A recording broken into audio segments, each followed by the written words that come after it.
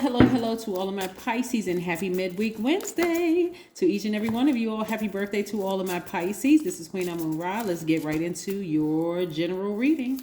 Hopefully you all are having a great day. I know that you are because that is the intention you set. The energy has already been cleared, Pisces. So let's get into your reading and see what these cards have to say. Very, very nice. Pisces, very, very nice. Already getting some good energy coming from your cards already. Oh boy, somebody was dealing with somebody who was quite embattled. Right here we have the Eight of Pentacles. We have the Three of Pentacles. We have the Nine of Cups. We have the Page of Swords.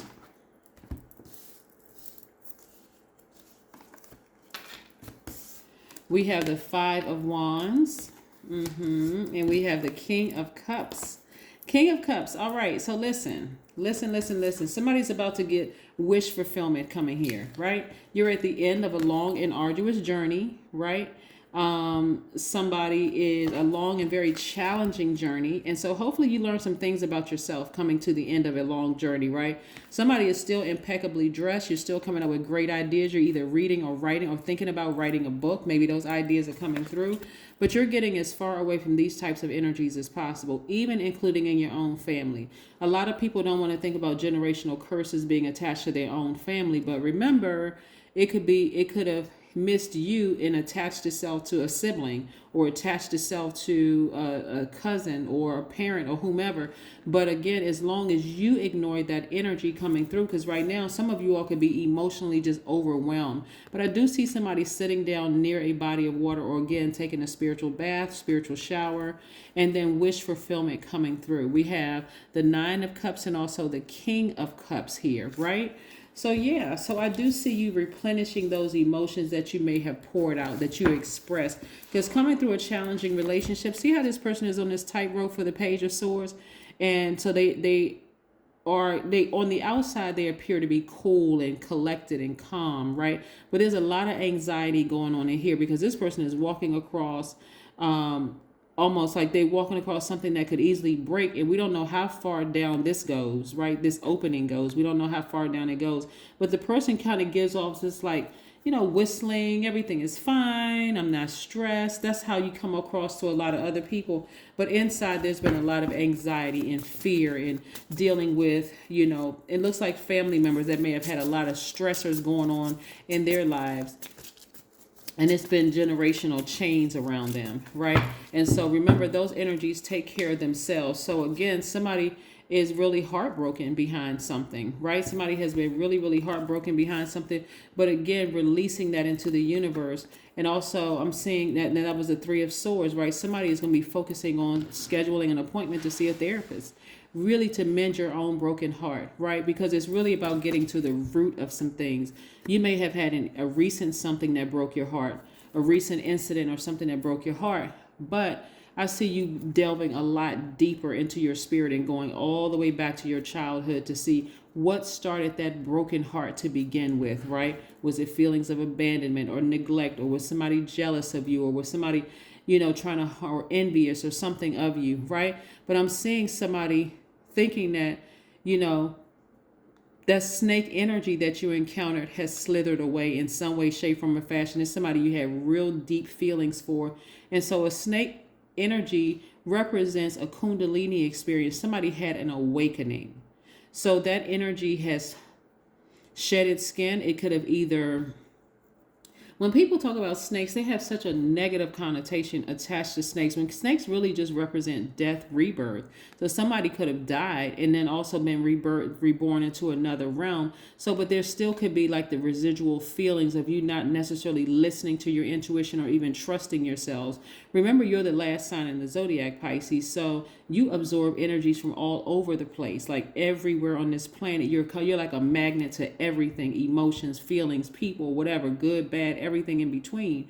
And so somebody's learning how to trust their intuition again. But see how deep this water is in the back? That's how deep you felt for this energy right here. It may even feel for this energy. So when you see a snake and you think death, rebirth, somebody could have died physically or had a rebirth, right? So that imagine being bitten by a snake, right? And that snake slithering off and shedding its skin, right? So they're leaving that past behind and they're moving into a new realm. But it also caused you to have a Kundalini experience where now you're shedding a skin and also being reborn and really learning how to trust your own intuition from now on. Yeah. So we don't want to look at snakes as being something bad. I mean, of course, most people heard about it in the Bible of like a snake represents, or evil serpent, tempting Eve, in the Garden of Eden. But a snake also represents rebirth as well. Because remember, when they were kicked out of the Garden of Eden, when Adam and Eve, for some people, were kicked out of the Garden of Eden, they are now out in the world and they have to experience other things. So now you went from not knowing certain things to knowing things and having to learn, find out sometimes the hard way, right? Yeah, but somebody has been in a lot of tears, a lot of frustration, a lot of heartbreak, feeling like they were just by themselves. But guess what? You're not by yourself. You gained an angel. If somebody died, you just gained an angel. And they're also with your ancestors. Yeah. So I do see someone receiving more money, opportunities to receive more money. I do also see somebody in a leadership position, right? Like really tapped into their divine masculine energy.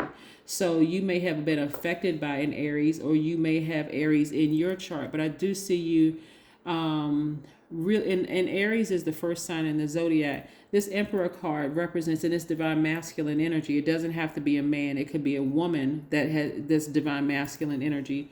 But I do see somebody in a position of just being this, the first person in your family or amongst your group to do some things, right?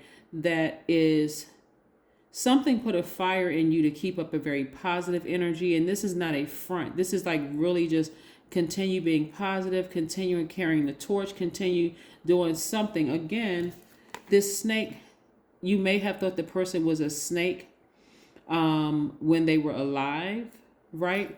But it was something about their energy that had to keep biting you to kind of put a fire up under you so that you could keep moving forward, not so that you could second guess your intuition, especially if you grew up religious. You may have heard, oh, don't ever believe in tarot card readings, or, that's devil worship, or those are a bunch of witches and this, that.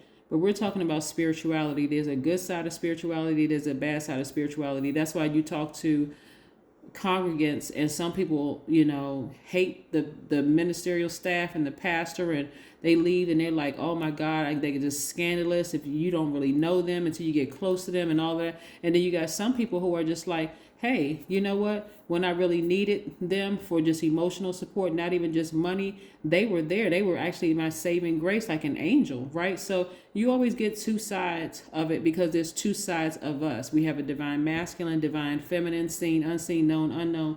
And this energy was actually put into your life. This snake energy was put into your life to continue biting you, to keep moving, putting a fire up under you so that you don't try to escape and get lazy and lethargic and overwhelmed and all of that. So that energy was constantly putting some kind of a fire up under you to keep you moving forward. And guess what? They're going to be also doing it in another realm.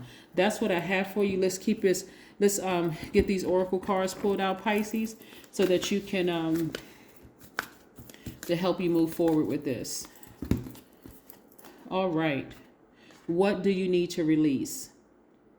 That is what the full moon in Virgo is going to really, really challenge you. And like I said, that's on the 18th of the month. As of right now, today is the time of filming. You want to still write down what your, because we're still very much in first quarter moon in Gemini. But on the 18th of this month, we have and I don't know when you're going to be watching the video, but on March 18th, we do have the full moon in Virgo. That is going to help you to shine a light. That full moon is going to shine a light on, or shine a path in your spiritual house, your body, inside your spirit, as well as around you, giving you an opportunity to make peace with some things and also clean your house, your spiritual house, clean your space, clean your spiritual space. So there has been a death rebirth. That's the number 9 right there.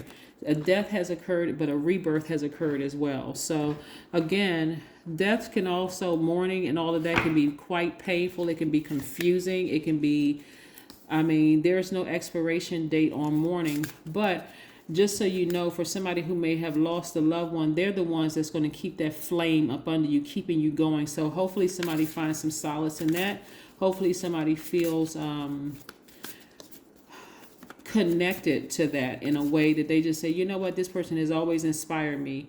You know, I may have thought they were a snake, because it really what it is that you all are opposite ends of the duality, divine masculine energy, and you all are divine feminine. So remember, what divine masculine, divine feminine doesn't have anything to do with the gender, the body that you're in. It has everything to do with how you process things. So your energy is cyclic. Like in Aries is the first sign, you are the last sign, right? So this sign right here was saying the last shall be first. That's what the energy was saying, like the last shall be first. I'm always here to put this fire up under you, Pisces, so that you don't get lazy, so that you don't, check out emotionally, so that you don't remain moody. I'm gonna keep this fire up under you, right?